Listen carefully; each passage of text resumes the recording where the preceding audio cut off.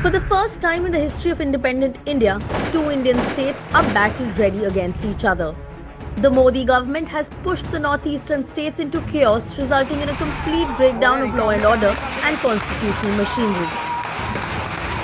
What is even more alarming is the deafening silence on the part of Prime Minister Modi and Home Minister Amit Shah. On July 26, 2021, 6 policemen were killed and 80 injured as police from the two states allegedly fired at each other.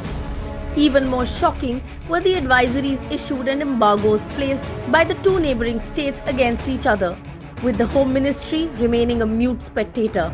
August 17, 2021, police firing took place on the Assam-Mizoram border, injuring one citizen in the process and creating fresh tensions. This completely indifferent, criminally aloof, hands-off approach of the BJP government, especially the Home Minister of India, has resulted in uncertainty, conflict, violent clashes and unchecked lawlessness in the large part of India's northeast. PM Modi and Home Minister Shah must answer the following questions. 1. Repeated police firing, violent clashes and deaths on the border of BJP-run states of Assam and Mizoram remain unchecked and unanswered. Have the Prime Minister and Home Minister abdicated from their responsibility? 2.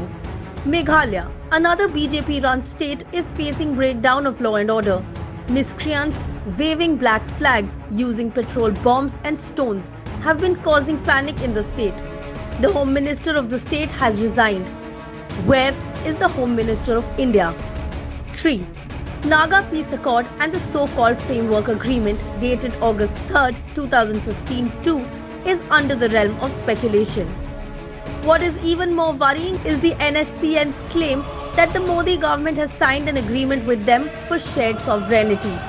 They have even released a copy of this agreement. Will the Modi government please clarify?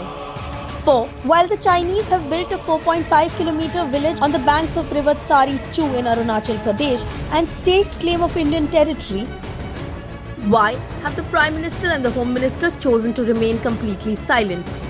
The Modi government is criminally culpable of compromising India's internal security and territorial integrity. The responsibility lies at the doorsteps of the Prime Minister and the Home Minister, and they must answer to the nation.